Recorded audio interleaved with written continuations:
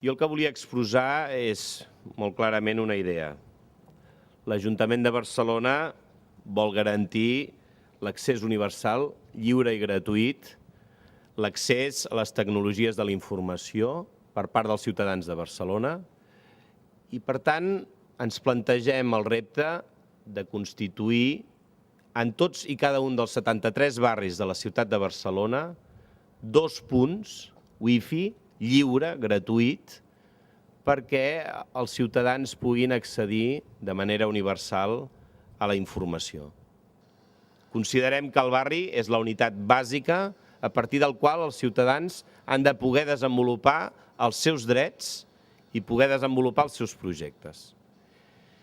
I posem aquest com un dels exemples d'una estratègia ambiciosa en les tecnologies de la informació, en les quals nosaltres aplicarem un pla de telecomunicacions en el propi Ajuntament de Barcelona que es posarà a reformar i a invertir perquè ens puguem relacionar amb els ciutadans i que ells es puguin relacionar amb nosaltres des de diferents mitjans.